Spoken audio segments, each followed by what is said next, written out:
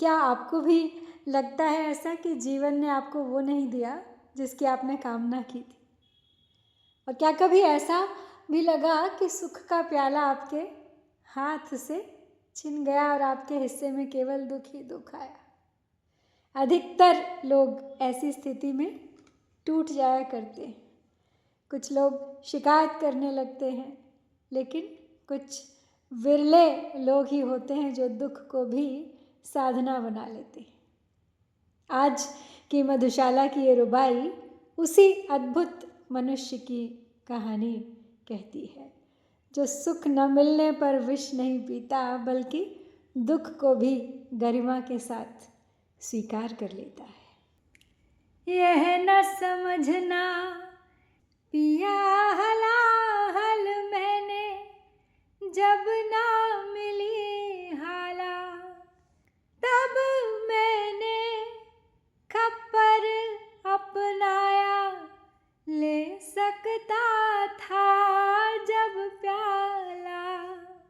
जले हृदय को और जलाना, सूझा मैंने मरघट को, अपनाया जब इन चरणों में, लौट रही थी मधुशाला।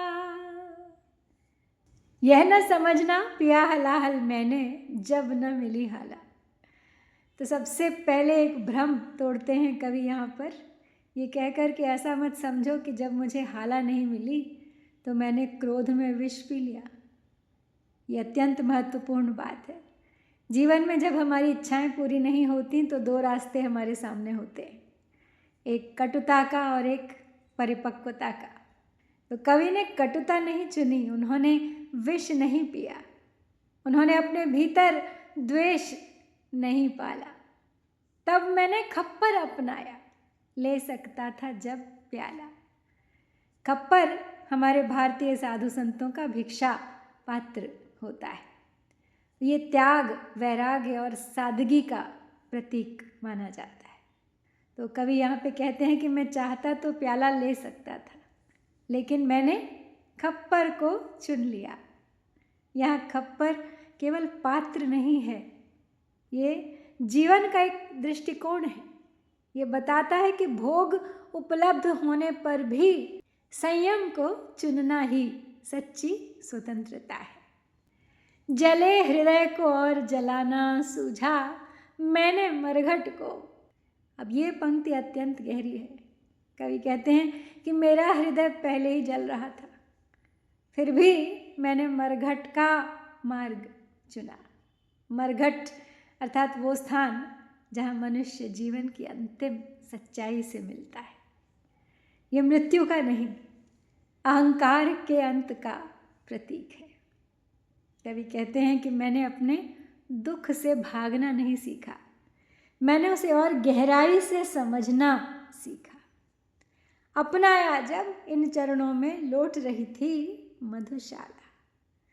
तो क्या अपनाया? वही मरघट को अपनाया। उसी पंक्ति का कुछ भाग यहाँ है और यही इस पद का चरम है।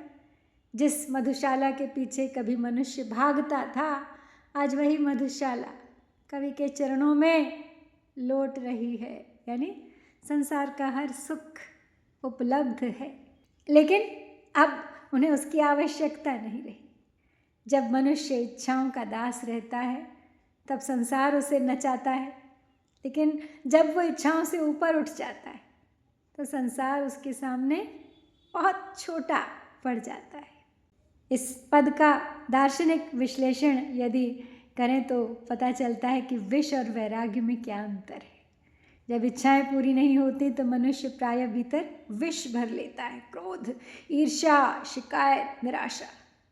लेकिन बच्चन जी कहते हैं कि मैंने हलाहल नहीं पिया, मैंने अपने मन को विषाक्त होने नहीं दिया। और फिर कराते हैं खप्पर का दर्शन। खप्पर भारतीय संन्यास का प्रतीक गरीबी का नहीं, आत्मनिर्भरता सिखाता है, आत्मनिर्भरता का प्रतीक है। तो जिसे भीतर का आनंद मिल गया, अब उसे बाहरी प्याले की भला क्या आवश्यकता। फिर ये सिखाती है हमें मरघट का आध्यात्मिक अर्थ। मरघट हमें याद दिलाता है कि एक दिन तुम्हारा सब धन यहीं रह जाएगा, सब यश यहीं रह जाएगा, ये शरीर भी मिट्टी हो जाएगा, यहीं रह जाएगा। यदि यह सत्य समझ में आ जाए तो जीवन का पूरा दृष्टिकोण बदल जाता है। यहाँ पे हमें दो महान प्रतीकों की याद आती है। एक तो भगवान शिव ने हलाहल पी लिया था, लेकिन उसे अपने भीतर विष बनने नहीं दिया, रोक लिया था कंठ में ही। भगवान श्री कृष्ण ने भी गीता में कहा था, दुखेश्व अनुद्विग्न मनाः, अर्थात जो दुख में भी विचलित नहीं होता वही स्थित प्रज्ञ है। तो बच्चन जी भी यहाँ उसी अवस्था की ओर संकेत कर रहे हैं। त्याग का वास्तविक अर्थ बता रहे हैं। कहते हैं त्याग का अर्थ ये नहीं कि हमारे पास कुछ ना हो, हम सब दे डालें। त्याग का अर्थ है यदि सब कुछ चला भी जाए तो भी भीतर की शांति बनी रहे।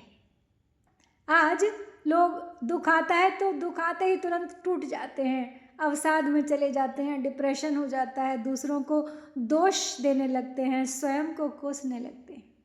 लेकिन कवि कहते हैं कि दुख से भागो मत, उसे समझो, उसे साधो, बस वही तुम्हें परिपक्व बनाएगा। तो 5 गहरे संदेश जो इस रुबाई से हम अपने साथ ले जा सकते हैं वो है कि हर अधूरी इच्छा विष पीने का कारण नहीं बननी चाहिए। सादगी, वैराग्य और आत्मबल बाहरी सुखों से कहीं बड़े हैं। दुख से भागने वाला नहीं, उसे समझने वाला महान बनता है। जो संसार का दास नहीं रहता, संसार उसी के चरणों में आता है। और सच्ची विजय इच्छाओं को जीतने में है, संसार को जीतने में नहीं। शायद जीवन का सबसे बड़ा साहस सुख मिलने में नहीं, सुख न मिलने पर भी शांत बने रहने में है। जब मनुष्य विष को विष बनने नहीं देता, दुख को गुरु बना लेता है और इच्छाओं के दासत्व से मुक्त हो जाता है, तब मधुशाला उसके पीछे नहीं, उसके चरणों में आ जाती है। आइए इस अंतिम पंक्ति को एक बार फिर से महसूस करें। मरघट को अपनाया मैंने जब इन चरणों में लौट रही थी मधुशाला।